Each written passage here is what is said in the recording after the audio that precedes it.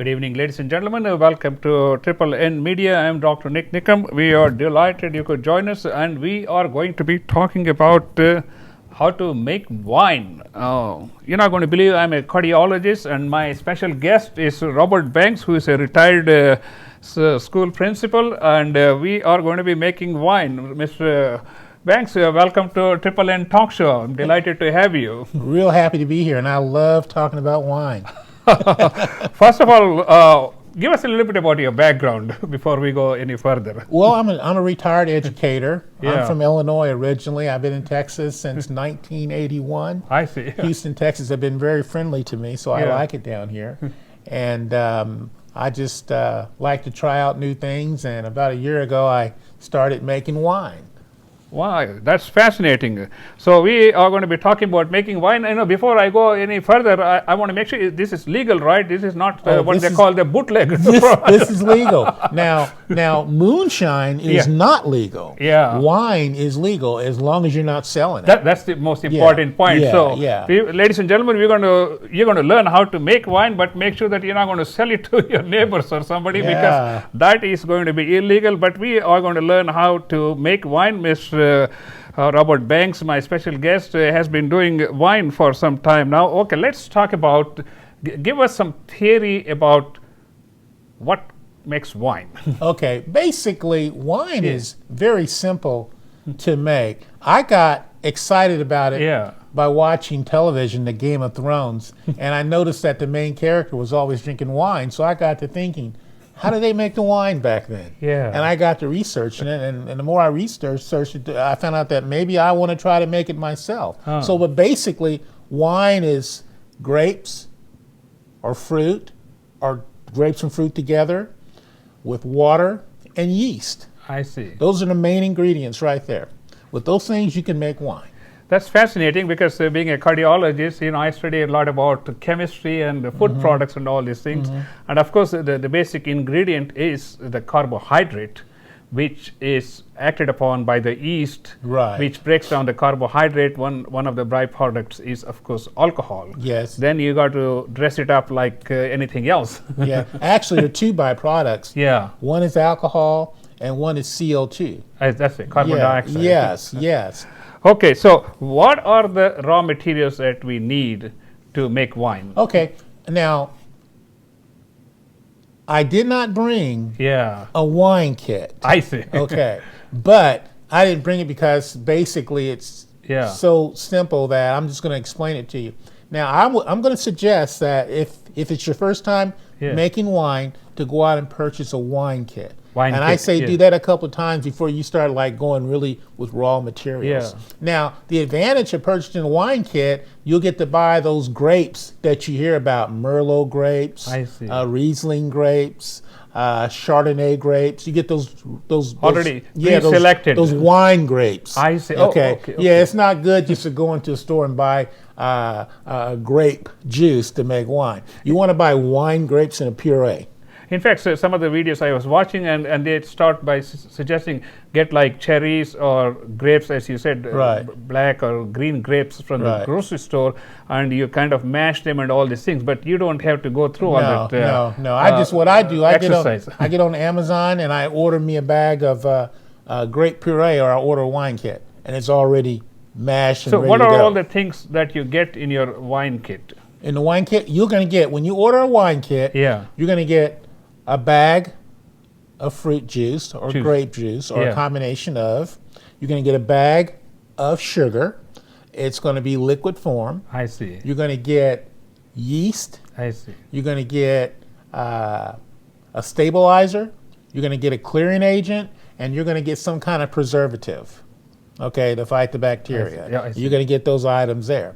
Now, what I've gone one step further, I also use a yeast nutrient. I see. You know, I put that in there. It helps it helps the yeast healthy to be healthier, to eat up more sugar. Yeah. So I use a nutrient, and I'll mix it up and put it in there. Now, what happens that when you buy a wine kit, it will normally make about 6 gallons. 6 gallons. Yeah, and a wine kit's going to cost you anywhere from $50 to $60. I see. Now they got wine kits that cost up to $200, but but I really don't want to. I don't go out that far with that. Okay. You know, so yeah. So you buy the wine kit. So what are all the materials you need in your kitchen laboratory? See, that's the good question. See, Yeah. you're going to have to buy some things, you know, if you're going to do this. Now, you brought some of these things. So yeah, let's see. I bought some of these things. Okay, right here, Oh, these are this huge bucket buckets. here. Yeah, this is what you call a primary fermentation bucket. Yes. Okay, this is where you're going to put your wine juice in there, and then you're going to follow it up with about 5 or 6 gallons of drinking water or spring water. I see. Okay, and you're going to put that in there. All right, and then you're going to stir it up, mix it up really good. All right, this is what they call a primary fermentation bucket. Yeah. Now, what you're going to do, you buy your bucket, and what you're going to do, you're going to need a big old spoon. I see. For mixing, okay, so that's one of the investments that I had to make. It's not really too bad. Well, if you go to restaurant supplies, I'm sure you can Yeah. find any fancy type Yes, of you can, or you can go to. They got a couple of brewing stores. I see. Where you can go and they just have all the stuff right there, and Yeah. you got a wealth of information. I Yeah. can give you a couple of places you can go. There's one nearby on Highway 90. It's a little family-run thing, and I think see. it's the most wonderful little shop that I've ever gone to. They're so That's friendly and fascinating. they're so helpful. Yeah. So you get your fermentation bucket and you get your little stirring spoon, and you be on your way there. Okay. So the first step is you put that concentrated juice, First step, you put the The concentrated water. juice in here. water. 6 gallons of spring water. Yeah. Then you stir it up. You put that in there, then you stir it up real good. Yeah. All right, get it going, and then once you got it stirred up and everything, then you put your yeast. You sprinkle your yeast over the top. I see. Yeah. Okay. Some people say we have to buy wine yeast. Is there a difference? They got different kind of yeast. Yeah. But you buy a kit, you're going to get some yeast within the kit. I see. Usually it's a wine yeast or it's a champagne yeast. I Okay. see. Yeah, certain types of yeast that will do better. Yeah. Yeah. So you get you a nice wine yeast or champagne yeast, and you'll be in good shape. Okay. So you put the yeast, and how long do you keep it for Well, you're going to let that yeast. Okay, now that's a good question. Yeah. Okay, now how long do you want to keep it? Well, I'm going to ask you this question: how strong would you want your wine? What percentage of alcohol would you want your wine I to see. be? Okay, now for example, when you first buy the kit, it's going to be 5, 6, or 7%. I see. Yeah. All right, now if you want it stronger, you add more sugar. I see. I usually add about another 7.5 pounds, and I come up with about 12 or 13%. That's I what I see. like. Oh, I see. Now this wine that I brought for you today, Oh, that's this is fascinating. only So- about 6 Yeah, or we're 7%. gonna test that. Yeah, and this is Chardonnay. Yeah. and look at the quality. Look how Yeah, clear yeah, it it's is. It's very nice clear. and clear. Yeah, and it's a nice, smooth wine. That's a real nice Chardonnay. Now, what happens here? What you want to do? Yeah. You want to. Let me talk about some of the equipment. Yes. Yeah. This is a hydrometer. Hygrometer. Yeah, and you put this in a little tube, Yeah. and it'll help you measure the alcohol content. So once you originally put all those ingredients in your fermentation, you want to take out a little dip, put it in that tube, and put that in there, and see where it reads. Okay, and then from there, when you measure it again, it'll let you know when it makes the alcohol where it's at, and they'll tell you what percentage is. Yeah, But a see. hydrometer is really something also to tell you when your wine is through fermenting. I see. Yeah, so you need a hydrometer, and they only cost about $7 or $8, so they're not Yeah. too bad. They're not too bad. So we are in this primary fermentation stage.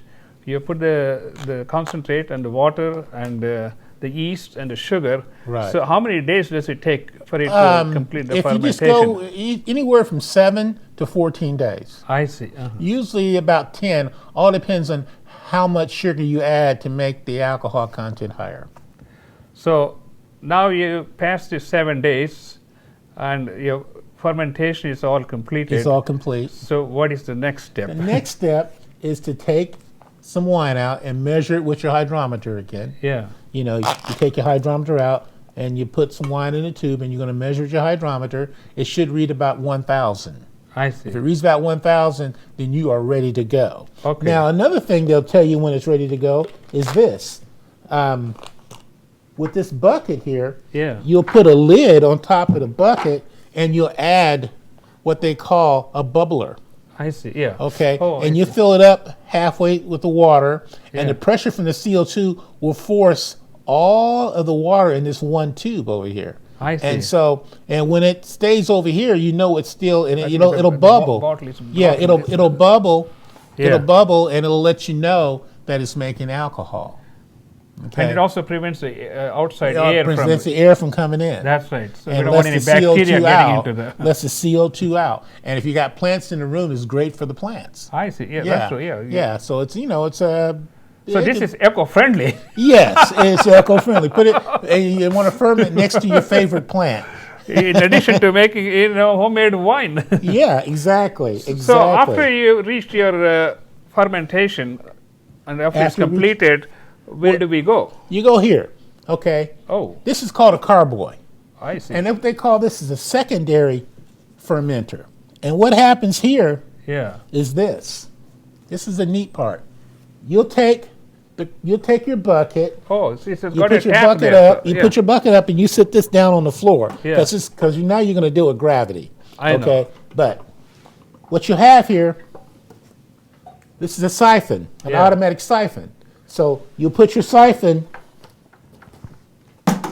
in your bucket, I see. and you put your carboy on the floor. I see. You put the siphon in here, and you'll pump it, and it'll transfer all the wine from the bucket into the carboy. Oh, okay. Carboy, real neatly. So you get this all full, and then you are ready for your next step. And what happens here? So you got all the wine in here, Yeah. okay, and it's all fermented, ready to go. But this is called a secondary fermentation. So you're going to let it ferment for about another 3 or 4 days, but you're going to couple that with a lot of stirring. Oh, I see. Okay, now, So you can't leave town and go. no, I invested in this little tool that I Yeah. read about on the internet, and you connect it with the drill, I see. and you put it in there. Oh, I see. You put it in there, and it just stirs it up really good. And what it does, it agitates the wine, and it makes it bubble up. And when it bubbles up, that's CO2 trying to escape. You want to get as much of the CO2 out as possible. Now, it's impossible to get all the CO2 I out, but see. you want 99% of the CO2 out. You want most of it out of your wine, because if you don't get it out, your wine is going to taste funny and it's not going to clear. Okay, so But don't you need some other CO2 to give that little sparkling well, stuff? Like not- when you pour a champagne, you get little bubbles? we'll get into. I'll show you how to Okay. do that later. But you want this CO2 out. Okay. You want your wine to clear, okay? And so once you get it to clear, and once you stir it up real good, you're going to stir it up about 8 times with the drill for about 10 minutes, 5 to 10. Now I'll say 5 minutes. 8 times. You want at least 40 minutes. You're going to stir it up, and you agitate it. You get that CO2 ready to come out, and you put your bubbler on top Yeah. like that, and then you just watch it. You just watch it go, and that lets you know what it's doing. And the water will come over here, and you'll see it bubble up, I letting the CO2 out.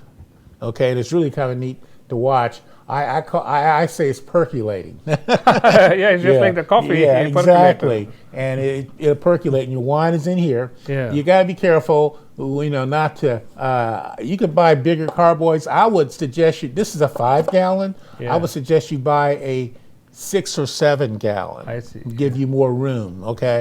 But this is a carboy. This is for secondary fermentation. What is the purpose of the secondary fermentation? Well, you got to take it out of the bucket, because in the bucket you're going to find sediment. Oh, okay. And you want to, and while you transfer it with this, it takes it away, puts the wine in here, and leaves the sediment in here. So you get the clear liquid in the bottle. Mostly, you're going to find a little bit of sediment in here after you Okay. finish, but most of the sediment is going to stay in here.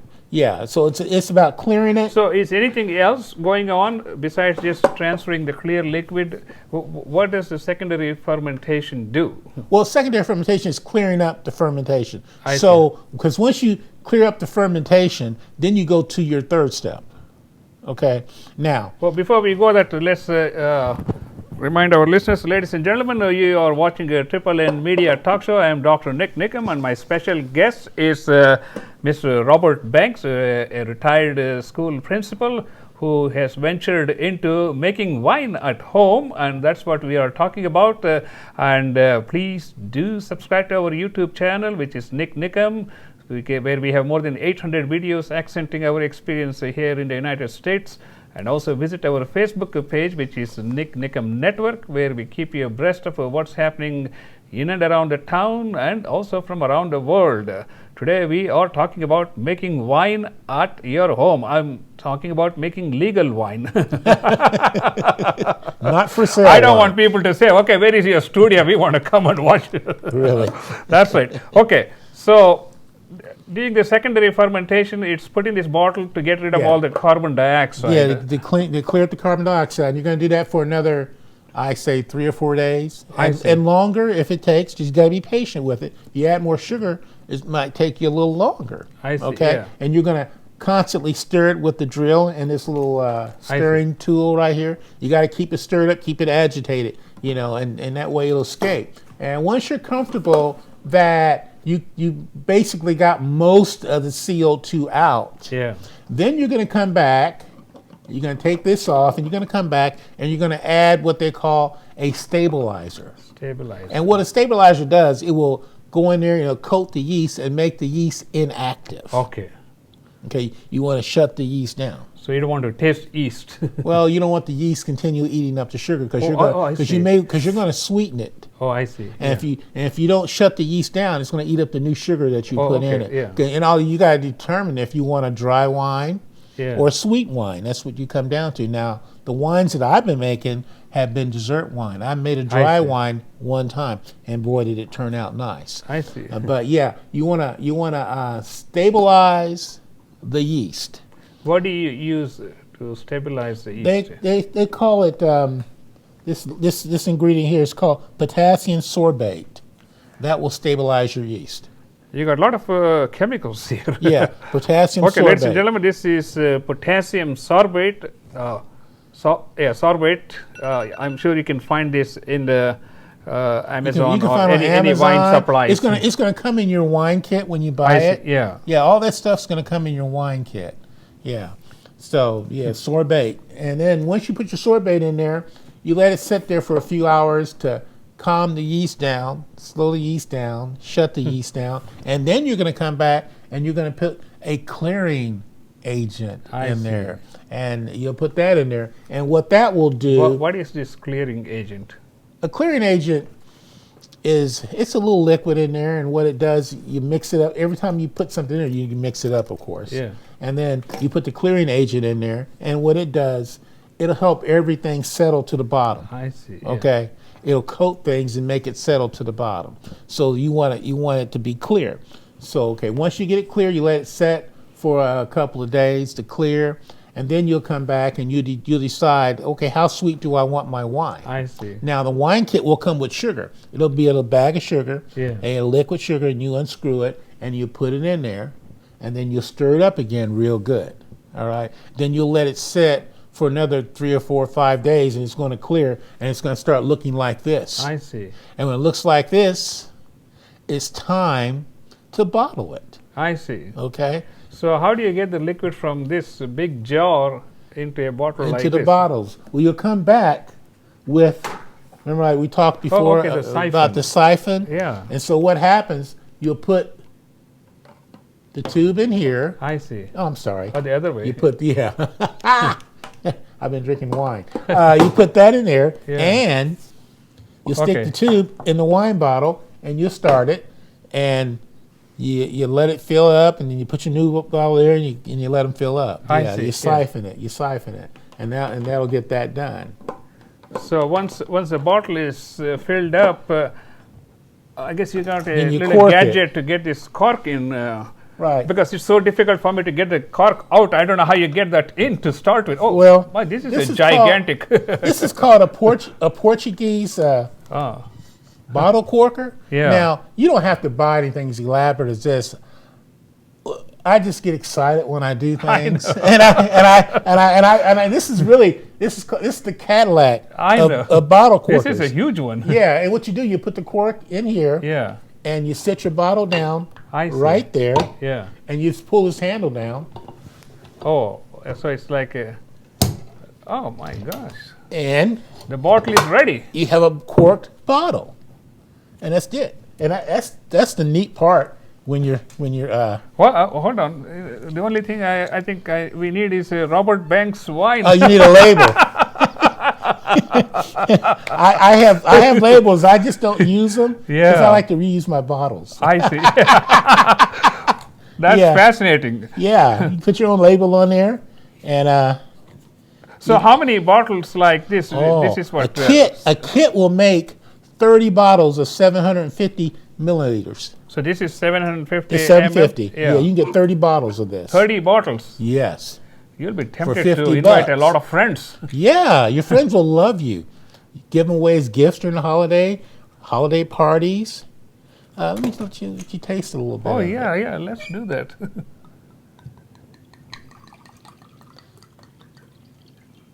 Oh, that's good.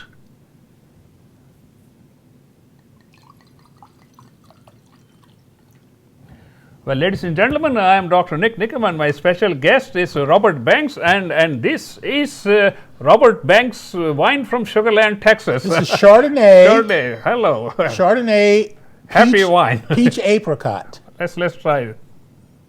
Got nice aroma. Oh, it's terrific.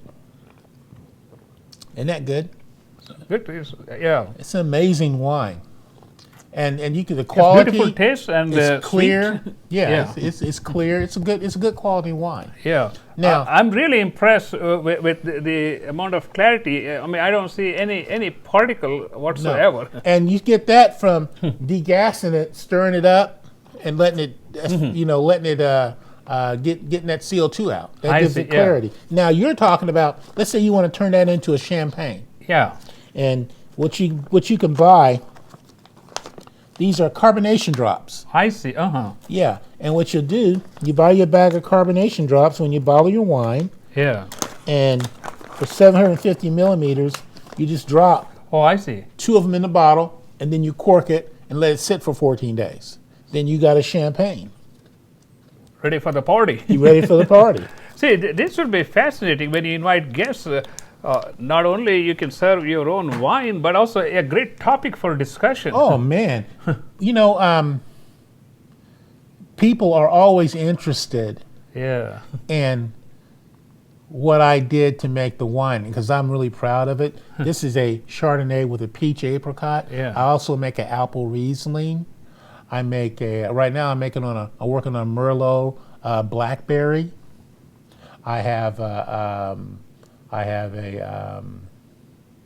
strawberry Chardonnay. I make different types. So how do you make a red wine?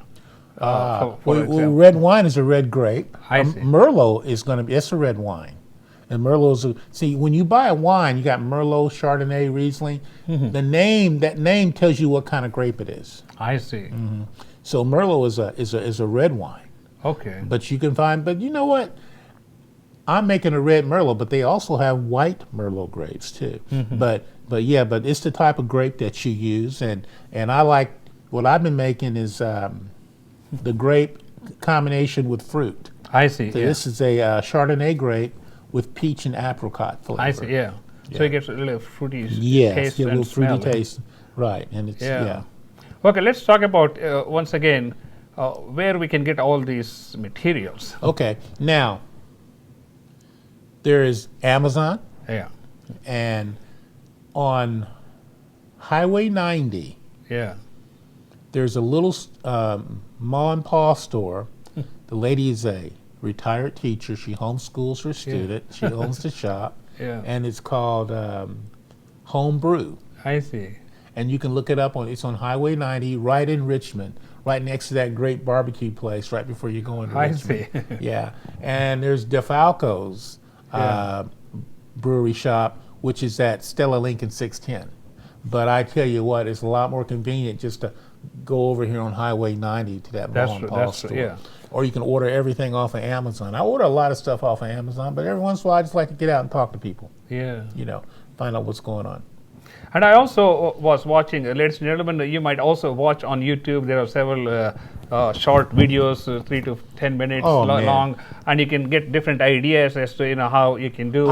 And some of them are very elaborate, starting with, like as I said, strawberries or cherries or grapes, raw grapes, and then grinding them or mashing them or not. Oh yeah, you can.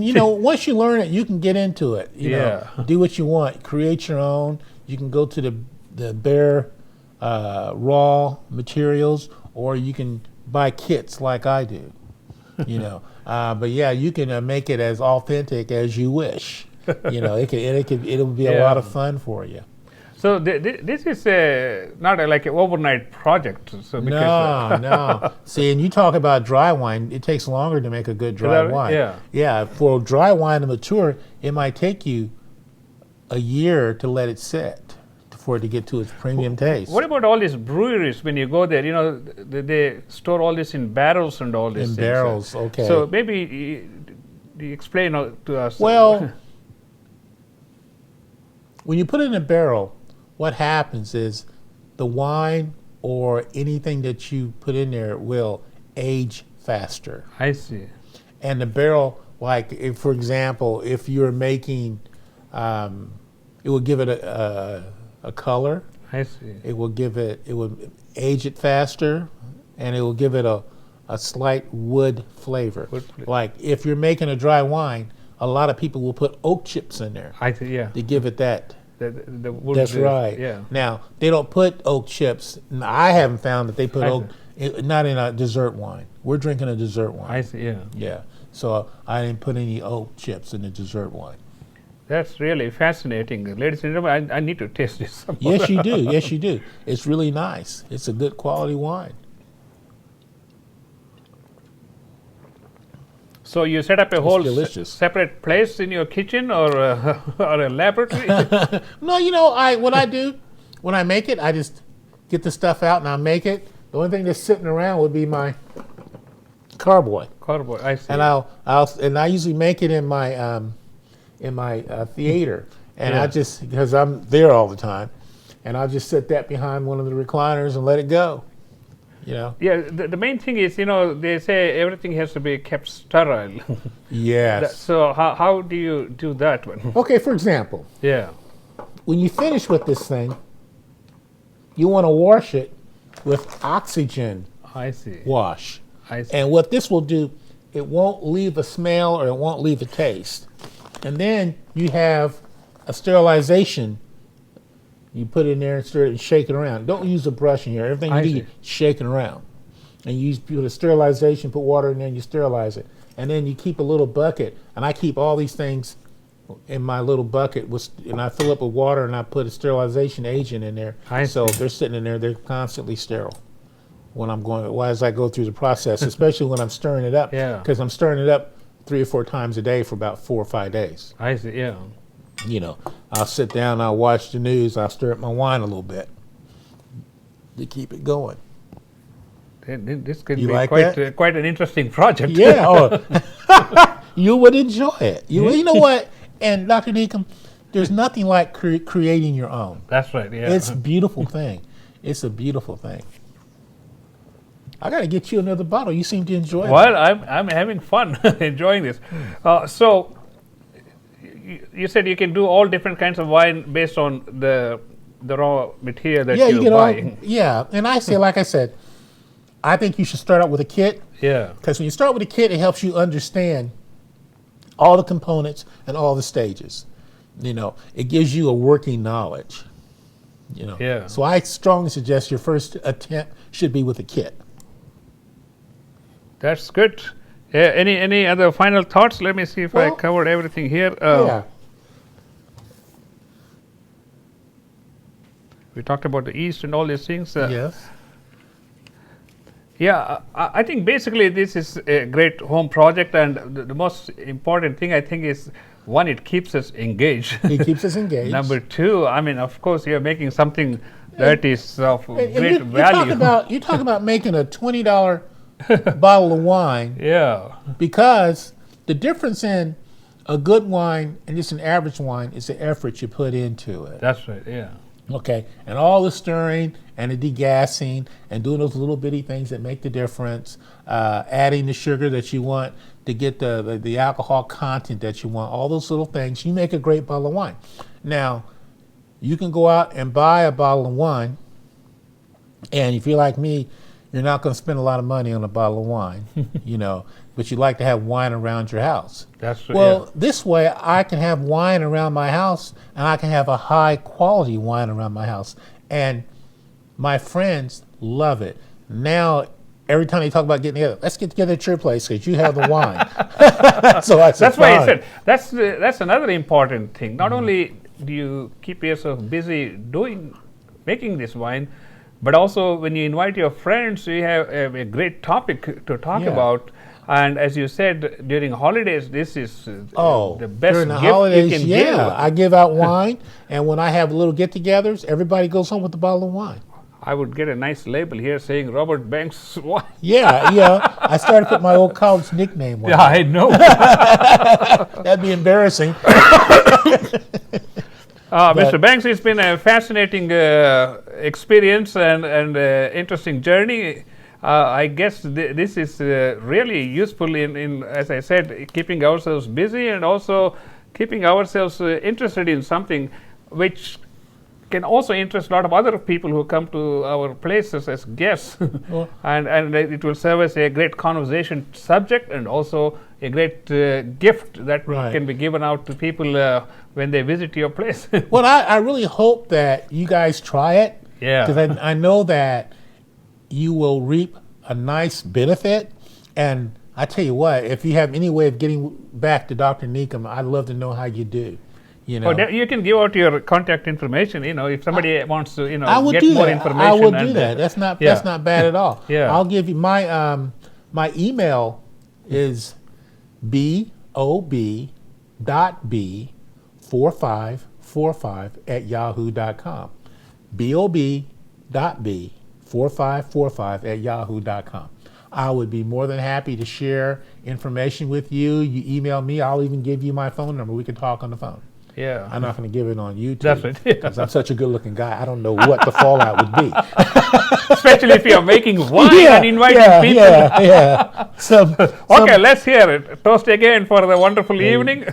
A good time. Thank you, Mr. Banks. And ladies and gentlemen, you have been watching Triple N Media Talk Show. I am Dr. Nik Nikam, and we'll be back next week with another episode of Triple N Media Talk Show. And have a wonderful evening. I salute you.